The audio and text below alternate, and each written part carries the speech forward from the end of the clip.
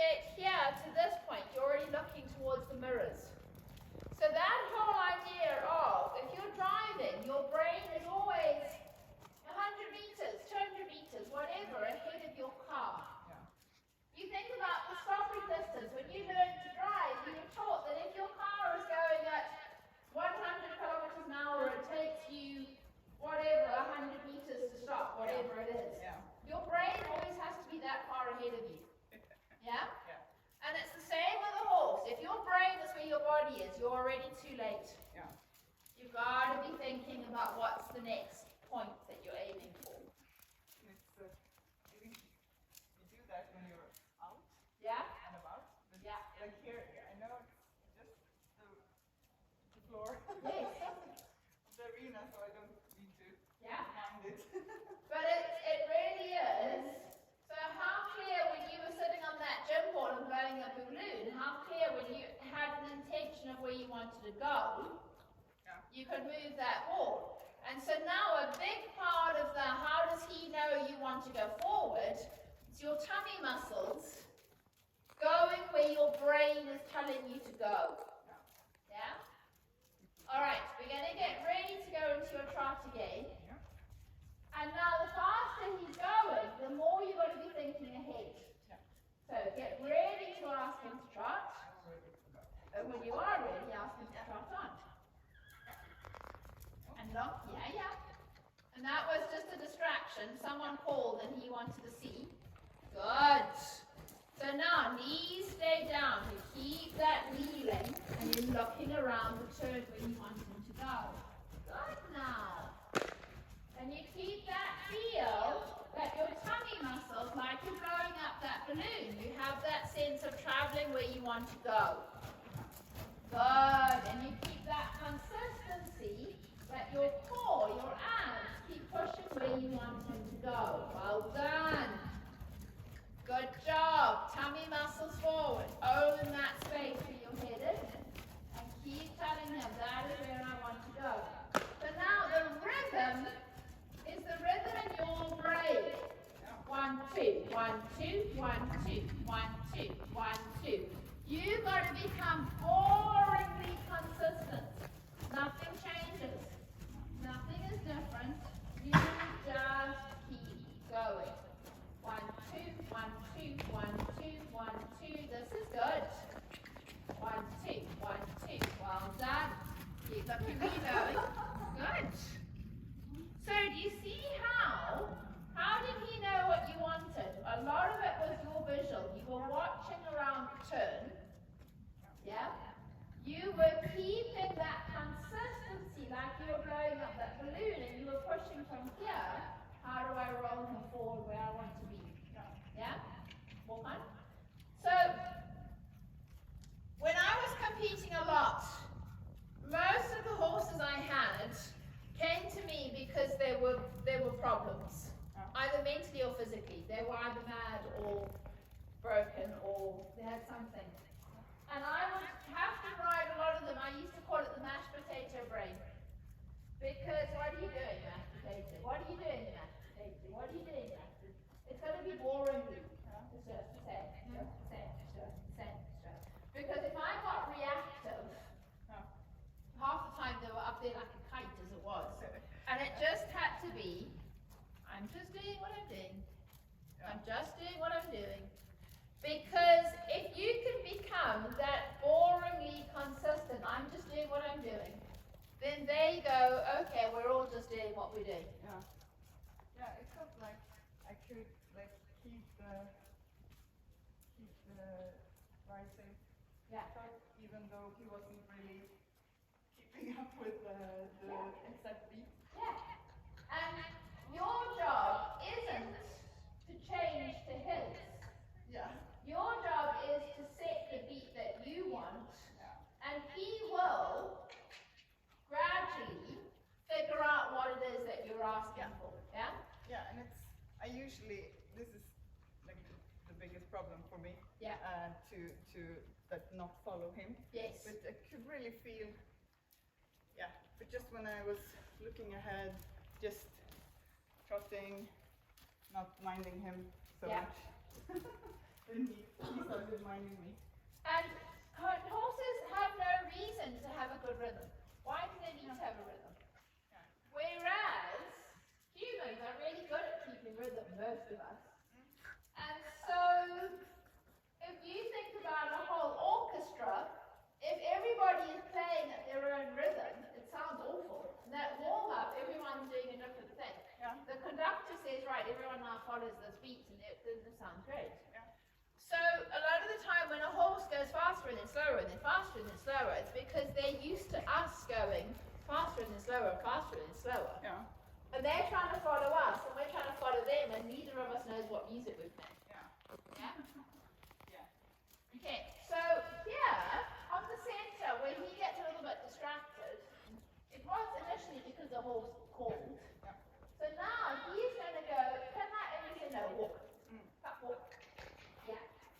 So even before he actually gets to the point of saying, I'm going to stop, no, you're not, keep walking. Okay. Yeah. Because it's still that whole idea that you've got to make the decision Yeah. before he gets to finish asking the question. Can you see now how stable and solid and consistent this walk is? Yeah. Yeah? All right, we're going to go again. Prepare your trot. Eyes up and ahead. Think about this whole mashed potato brain. You've got to be boringly the same. 1, 2, 1, 2, 1, 2, 1, 2, 1, 2, 1, 2. And keep looking where you're going. So you're looking towards that green jump ball. Now you're looking towards the door. Now you're looking towards the picture on the wall in front of you. Now you're looking towards the other door. Now you're looking back towards that green jump ball again. And you stay consistently planning around where you want to go. 1, 2, 1, 2, 1, 2, 1, 2. And whatever question he says, what are we doing? 1, 2, 1, 2. Where are we going? 1, 2, 1, 2. What's happening? 1, 2, 1, 2. You just stay boringly the same. Good. There you go. Good. And then ready to walk. Easy. How easy is that? Really easy. Yeah? It literally is. You think it and he's like, yeah. And you think it and he goes, yeah. Yeah. Yeah? So now a little bit with the steering. If you look straight ahead, feel the weight is equal on both of your seat bones. Yeah. Yeah? Now if you look over my head, look at that pile of wood sawdust there. If I wanted to get you off the horse, if I had you looking there, it would be easier for me to push you off because your weight has gone to the outside. Okay. Yeah? Yeah. Okay, now look over there towards that door. Now it would be easier for me to pull you off. Yeah. Because our weight goes the opposite side of where we're looking. Yeah. Yeah? Did you ever, when I was little, I had 2 big brothers, and we'd all be in the back seat of the car. And if the driver turned the car that way, we'd all squash the person next to the door. Yeah. And if the driver turned the car that way, we'd all squash. Did you ever play that game? Yeah? So we work like that. Whatever direction something turns, the movement of everyone else goes in the opposite direction. Now he's exactly the same. So if his head is straight in front of him, the weight is equal on both front feet. If I bring his head here, there's more weight going towards the door. Yeah. And if I take his head there, there's more weight coming towards me. So the problem with that is when we steer a horse with our hand, the weight goes in the opposite direction. Yeah? So what happens when you're over here and he says, I would quite like to maybe go that way. Human nature is, I'm going to take this rail, I'm going to bring your head here. The more I bring his head here, the faster this shoulder goes this way. Yeah? So you can see someone, especially kids, they're trying to pull the pony's head here and the pony's doing this. And the more you try and pull the pony's head here, the faster the horse goes in the opposite direction. Yeah, I do that. Yeah. And that is a little bit what's happening over here. So if you imagine water, imagine a big puddle of water on the floor. I don't pull the water out. I've got to get my broom behind the water and I've got to push the water. Horses work in a very similar way. You can't pull a horse, you've got to push a horse. Yeah? So on this side and this side and this side, there is an actual wall, there's an actual barrier. So on this side, where he wants to drift away, you've got to imagine that there's a wall here. And this electric fence or this wall, you're saying, whoa, I don't want to get hit on that fence. If there really was an electric tape here, if you use electric tape in your paddock, and he's getting close, you're going, don't hit me on that electric tape. This leg on this side send him, and the more we get that place of sending, the more he's going to come around that turn. So we want to keep he's looking at me like, is there electric tape there? We want to keep the middle of his chin in front of the middle of his chest. Because as soon as we get his head too far here, the opposite shoulder always, we call it jackknifing. If you are towing your horse box and you start reversing and you turn it, the trailer is going this way and the car is going this way and you've got a jackknife, it's the same thing. If the head is here and the body is here, this is the jackknife point. And last time we close the circle smaller and bigger. And that was very, I really found the outside stability. And that's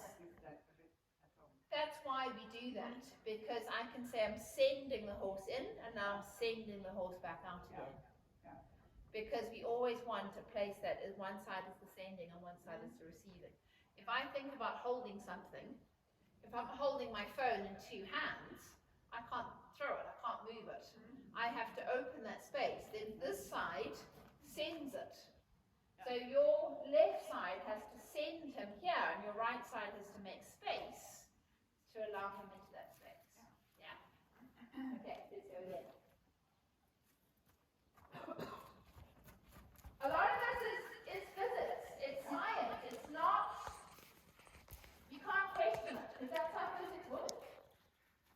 Like arguing gravity, I don't believe gravity exists. Well, you're going to have a hard time in life if you don't believe gravity exists.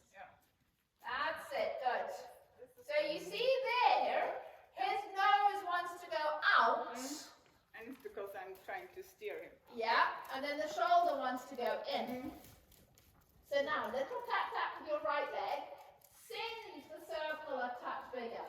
Now if you only use one leg, that means it's not a go button, it's a sideways button.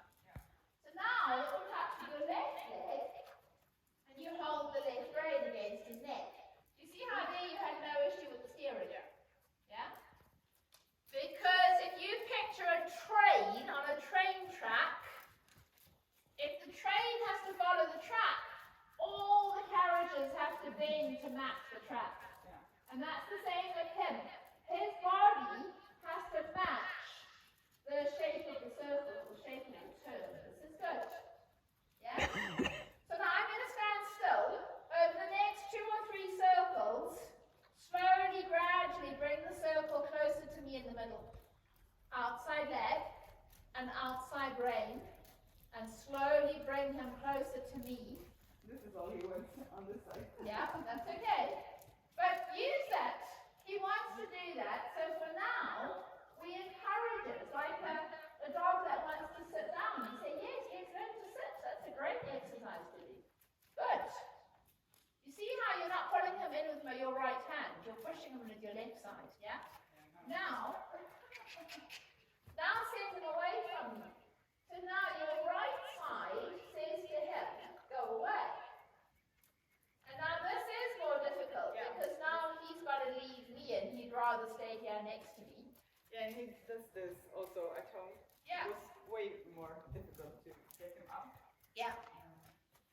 And so to put my weight on the outside of it. not really.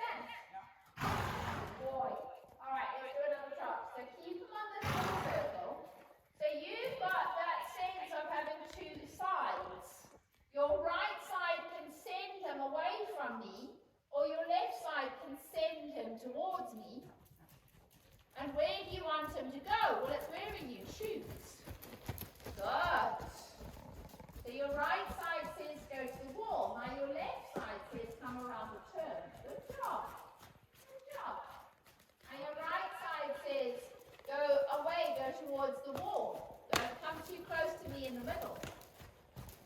Now your left side starts to say, but now you've got to come around the corner. Good job. Yeah. See how much easier that is? And I can feel when he does it right, he goes, oh, it's so heavy. Yeah. Yeah. Because it's like a child learning. Yeah. Oh, hard work. Yeah. But it will, as he gets the hang of it will get easier. I want to do it once more that way, then we'll let him start. Yeah, this way. Yeah. Because what's the most tricky corner? Yeah.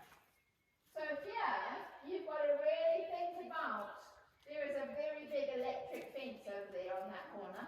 You don't want to hit your knee on it. See already that electric fence, you got to remind him. No. There's electric tape over there. We don't want to hang out over there because it'll zap us, we'll get a shock. So ready? Yeah. Good. So as you're over here, your brain already needs to be thinking about that green ball. Good. And if you decide you're going to slide out, imagine there's a big electric fence on your right-hand side. Good. Yeah. Okay, so let's just stay and walk. Come closer to me in the middle. Bring him my way. I'm not going to move. Imagine how he's got to come inward towards me. So your right side, your right brain, your right leg, your right ribs, your whole right side brings him my way towards me. Good. Yeah. And now, you put him down next to me for a circle. I know it's hard. Very good. Now, your left side, send him away from me. Push him out. Go away. Good. And they understand this, not because their friends do this to them. Yeah. The friend says, this is my hay. Go away. You can't pinch my hay. No one does that to him. No one does that to him. No. Or the friend says, come, I want to have a scratch. Come over here so you can chew my mane. Yeah. All right, when you're ready, ask him to go trot. Good. 1, 2, 1, 2, 1, 2, 1, 2, 1, 2.